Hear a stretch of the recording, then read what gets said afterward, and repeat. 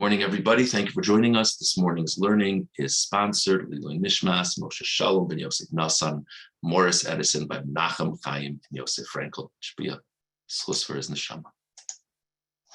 Sorry. Okay. We will begin with chapter 26, verse 11. Chapter 26, verse 11. We're still on the psukim of blessing leading into the curses, and it says in the pasuk, "V'nasati mishkani b'sokachem," I will place my sanctuary in your midst, v'lo sigal nafshi eschem, and my soul will not be, for lack of a better term, repulsed by you, but my soul will not reject you. Now, that's an interesting pasuk because, we're talking about a time where they're doing good things, where they're serving Hashem the right way. So to say that I'm not going to reject you when you're serving me correctly, it's a little bit difficult to understand. Let's look at the Ramban on Pasuk Yudal. So he starts off citing Rashi. Rashi explains that the Mishkan that God will place in the midst of the Jewish people is the Beis HaMikdash, the temple. Ein ruchi kotza b'chem. My spirit, mine being God, God's spirit will not be disgusted by the Jewish people. Kol ge'ila lashon pleitas davar habalua b'davar. Ge'ila, like those familiar with the word hagala. Hagala is when we kasher something through boiling water. What you're doing is you're causing that which is absorbed to be purged from the vessel. So ge'ila is like to spit something out, essentially. Okay. Skipping a few lines. What does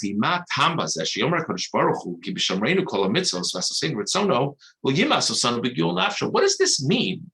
God says, if you're doing all the mitzvahs, I won't be disgusted by you. I won't reject you. I hope not. We're doing all the mitzvahs. This is the positive part of things.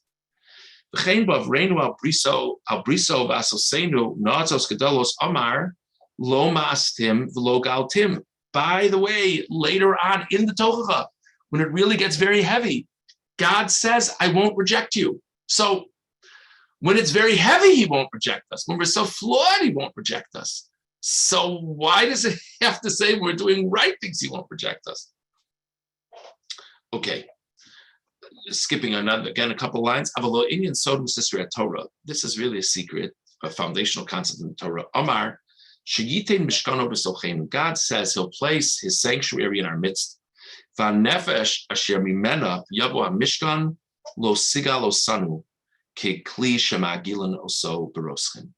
soul, the divine soul that gave us the Beis HaMikdash will not reject us.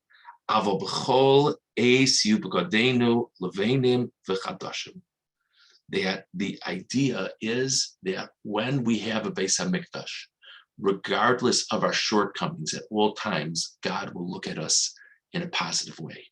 Now, if the sins pile up in such a strong way that we no longer deserve to have a Beis HaMikdash, that's what exile is all about. Then we'll lose the Beis HaMikdash. But the point is, if we deserve to have a Beis HaMikdash, then our various shortcomings will be overlooked by God. That's what it means, which is an amazing thing to think about. Okay, skipping again a few lines. These blessings that have been said in these opening psukim of the parsha,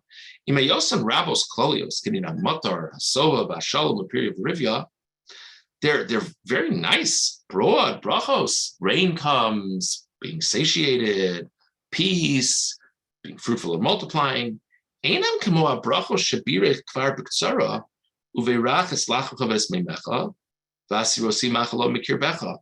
It's a very interesting point the Ramban raises. It's interesting to think about. We have earlier psukim in the Torah that God says, if you do my will, I'll bless your bread, I'll bless your water, I'll remove illness from your midst. What's the difference between our blessings here, the pre-Tocha blessings, and the general blessings that God conveys in the Torah, that if you do the mitzvahs, things will go well? Over there, God gives assurances about food. That we'll be so blessed. Over there, it says that we'll be so blessed that we won't even have illness. That's an amazing thing. And the Ramban says skipping again a few lines. The reason is, even though every bracha from God is a divine intervention, they're hidden miracles. The Torah and the world is full of hidden miracles from God, the hand of God in all kinds of ways. This kind of hand of God can even work for an individual. When a pious person observes all of Hashem's mitzvot, God will help the person from illness, and the person's life will be good. Okay, so what the Ramban is saying is, we haven't explained it in the context of our parsha, but the other places in the Torah where it says if you do good things will happen, that's a general directive, and that directive is even pointed and directed towards individuals. If an individual does good stuff, good things will happen to them. God will take care of them. And it's not an out-and-out miracle. I mean, it is miraculous, but it's not an obvious miracle. Now, I just always have to be clear about this. This is not to say that a person who has difficult things happen in their life must be they're not doing good things. That's the assurance in the Torah, right? This is the famous question. Moshe Rabbeinu famously asked this to God. How could you have tzaddik v'ra'u? How could you have a good person have bad things happen to them? So I'd love to answer the question for you, but it would take 6 minutes, so there's not time. Too bad. But it's not. We don't understand that it's beyond us. But the point, presumably here, is Hashem has all kinds of calculations in this world. Hashem has calculations in the next world. The point, presumably being made, is if a person is serving God in the right way, that is a remarkable merit that things should go their way in life. There might be other reasons that things don't go their way in life. It could be a blessing in disguise. It could be a test so that the person will get even more merit. It could be that God decided to save all the merits for the person for the world to come. But beyond all of that, the arrows are pointed towards things going well for the person in this world. Avol, Elu habrachos shebeparshazos hein klolios ba'am. The brachos in this parsha are broad brachos for the whole nation. Hein bios kol amenu kulam tzadikim. These brachos are for a time where all of the people are righteous. Ulakach yaskir tamid bekan haaretz, v'nosna haaretz, lovetach ba'artzachem, shalom bin haaretz, shalom ba'aretz min haaretz, lo savur ba'artzachem. The word land, the land, your land, comes up so many times in these psukim. You know why, says the Ramban? Because it's talking about the land of Israel. And it's talking about a time that the Jewish people as a whole are serving God in the right way.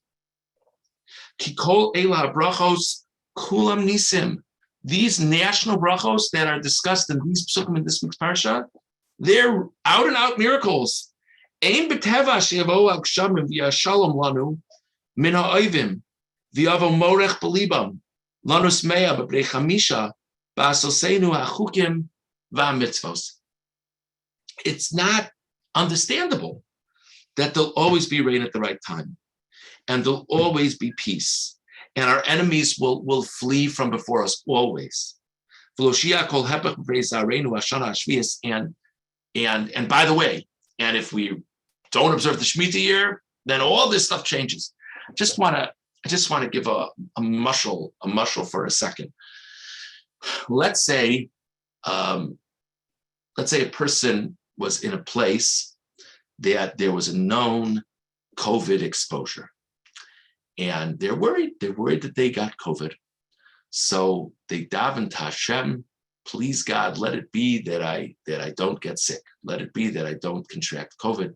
Whatever, I don't know the timeline of these things. Let it be that I don't get sick. Maybe that's the easier way to do it. Let me be well. Okay? And thank God the person is well. Now, we would say, thank God, because we would say it could be that the person wasn't supposed to be well, and thanks to the person's prayers, the person was well. We would say that. We would believe that. If a person was cynical, person didn't believe in God, person didn't believe in prayer, and he said, it's very nice that you prayed to your God, but I would tell you that the statistical chances are there are going to be people who don't get COVID. There are going to be people who don't get sick. So who says that was God? Okay. We would say it's God. Another person might not say it's God. Okay. Now imagine the following situation. You have a gathering of 300 people, okay? And there's a known group, there's a subgroup within, there's 25 people who it was found out that they came to the gathering with COVID.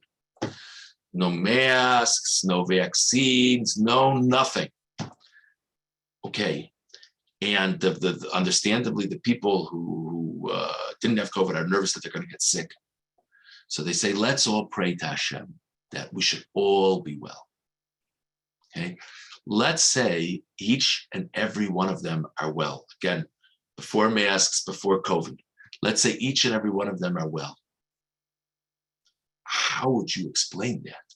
The 25 people who are totally sick, 275 people all walked out without a problem?